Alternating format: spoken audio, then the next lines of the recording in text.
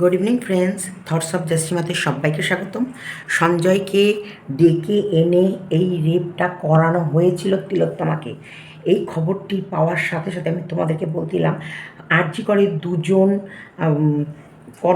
ওখানে কাজ করে দুজন মানুষ নিজের চোখে দেখেছে তিলোত্তমাকে ছতলা থেকে ওপর তলা থেকে নিয়ে এসে চারতলায়, যেখানে চেস্ট মেডিকেল বিভাগ যেখানটায় ওই ওদের হচ্ছে সেমিনার হল, সেখানে আনতে নিজের চোখে দেখেছে। এটা সিবিআইয়ের কাছে তারা তারা নিজেদের জবানবন্দি করেছে এবং তারা স্বীকার করেছে যে হ্যাঁ, আমরা দেখেছি লিফট থেকে ওপর থেকে আসছে, ছতলা হতে পারে, সাততলা হতে পারে, যেখান থেকেও, কিন্তু যেটা জানা যাচ্ছে তদন্ত মারফত ছতলা থেকে ছতলা থেকে লিফটে করে নিয়ে আসছিল তিলোত্তমাকে সন্দীপ, সঞ্জয়, আরও অনেক আরও অনেকে ওর ভিতরে জড়িত আছে।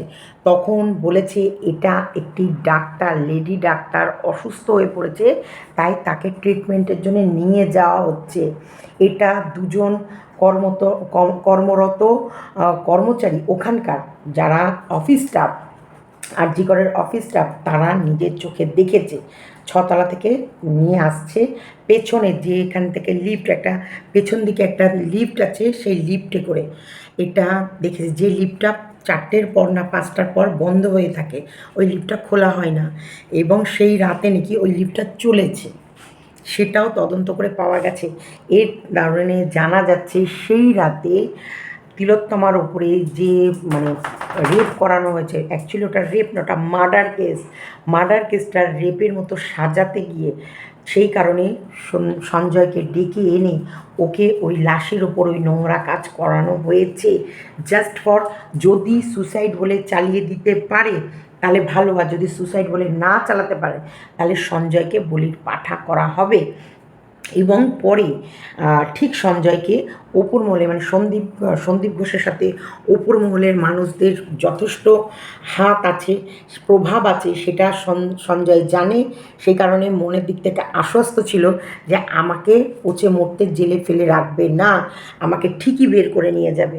এটা দুজন যারা আরজি করে কাজ করে, সেই দুজন ওখানকার কর্মরত মানুষ, দুটো কর্মচারী যারা ওই আরজি করে হসপিটালে কাজ করে, তারা গিয়ে খবর দিয়েছে এবং তাদের জবানবন্দি করে রাখা হয়েছে। জবানবন্দি বলতে গোপনভাবে রাখা হয়েছে। কে মানুষ, কী মানুষ, সেগুলো ওই আরজি করেই কাজ করে বলছে না, তার কারণই জানো তাদের লাইফের রিস্ক হয়ে যেতে পারে, তাদেরকে মার্ডারও করে দিতে পারে, তাদের বাড়িতে গিয়ে থ্রেট দিতে পারে, তাদেরকে তুলে নিয়ে যেতে পারে, তাদের কিছু না করলেও তার বাড়ির মেম্বারদের ক্ষতি করতে পারে, কারণ কত বড় সিন্ডিকেট এর মধ্যে চলছে এখন আমরা সবাই জানি। সেই কারণে এটা তোমাদেরকে আমি খবরটা দিতে এলাম, এবং তোমরা মন দিয়ে শোনো। আমি একটা অবশ্যই ভিডিও ফুটেজ দিচ্ছি ভিডিওর শেষে, কীভাবে বলছে, আমি তো জাস্ট অবাক হয়ে যাচ্ছি। অবশ্যই অত বড় একটা হসপিটাল কেউ দেখবে না, কিছু বুঝবে না তাই হয়? এটা বেশ অনেক রাতের ঘটনা।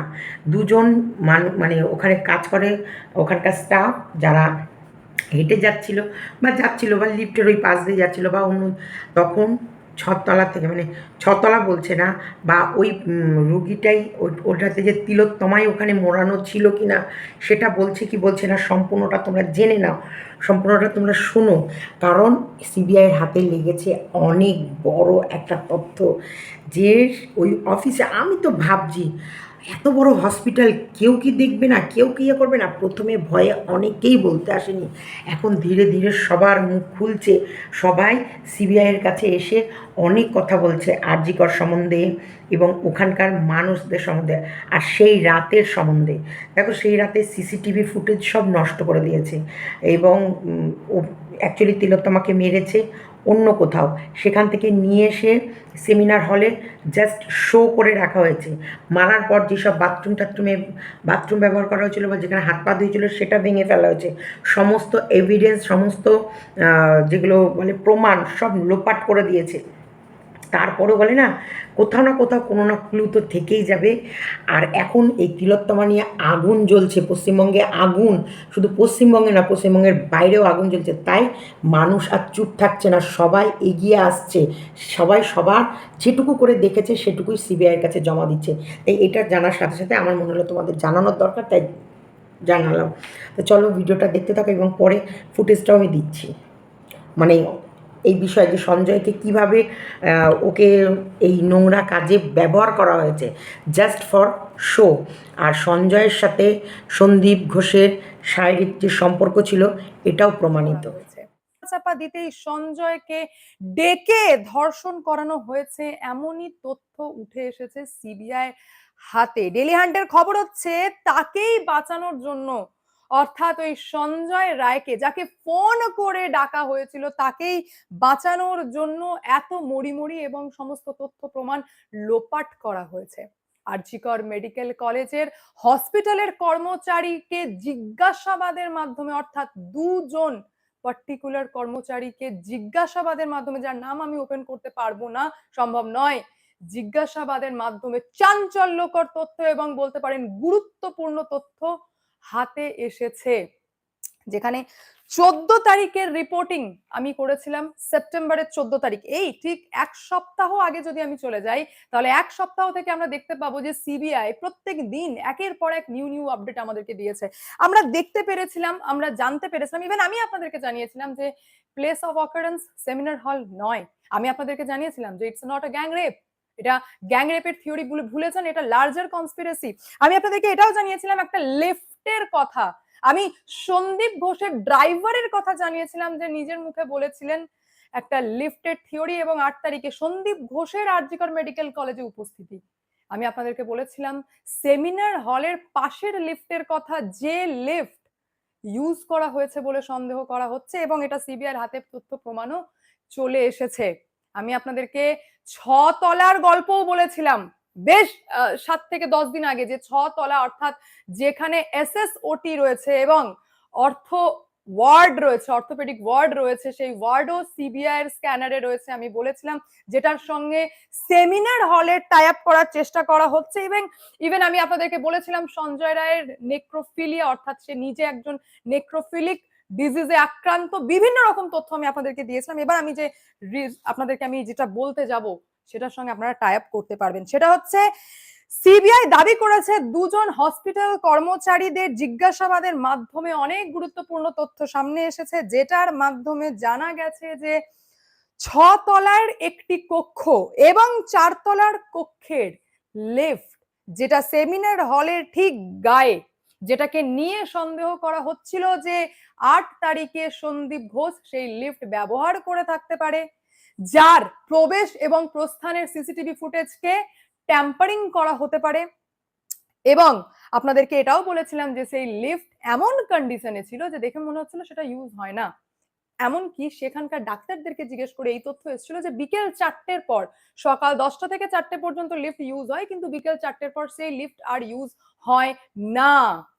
সিবিআইয়ের হাতে তথ্য প্রমাণ লেগেছে যে 8 তারিখে রাতে সেই লিফটকে ব্যবহার করা হয়েছে, এমনই তথ্য সিবিআই হাতে। এবং অতি অবশ্যই আপনাদেরকে জানিয়ে দিই যে তদন্তের মোড় ঘোরাতেই ডাকা হয় সঞ্জয় রায়কে ফোন করে, এবং যাতে এই মার্ডারটাকে ধামাচাপা দেওয়া হয় আর রেপের থিওরি সামনে আসে, আর যে কেউ খুব সহজেই যাতে বিশ্বাস করে নেয় যে এটা রেপ, সেই দিকে মোড় ঘোরানোর চেষ্টা করা হয়েছিল, যেখানে জখম এবং অচেতন আনকনসিয়াস কন্ডিশনে মৃত চিকিৎসক অর্থাৎ ভিকটিমকে সেমিনার হলে এনে রাখা হয়েছিল, এরকমটাই দাবি করা হচ্ছে।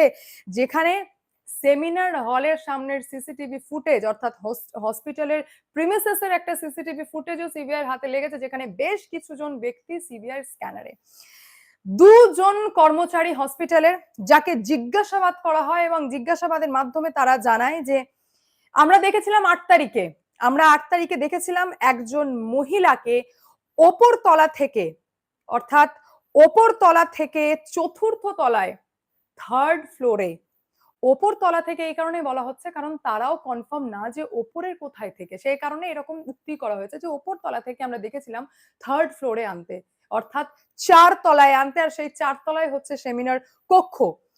তখন আমরা জানতে পারি যে একজন মহিলা ডাক্তার অসুস্থ হয়ে যায়, একজন মহিলা ডাক্তার অসুস্থ হয়ে পড়েন, কিন্তু আমরা কনফার্ম ভাবে বলতে পারছি না যে উনি সেই মৃত চিকিৎসক। এইরকমটাই দাবি করা হয়েছে, যেটা ভয়ঙ্কর তথ্য, যে সেই দিন 8 তারিখে ওপরতলা থেকে সেমিনার হলের দিকে অর্থাৎ 3rd ফ্লোরে একজন মহিলা ডাক্তারকে নিয়ে আসতে দেখেছিলেন ওই দুজন হসপিটালের কর্মচারী, যারা মহিলাটিকে বলা হয়েছিল যে উনি একজন ডাক্তার যিনি নাকি অসুস্থ হয়ে গেছেন, কিন্তু তারা এটা কনফার্ম ভাবে বলতে পারছে না যে উনি সেই কিরকম মানুষ এরা, কিরকম মানুষ!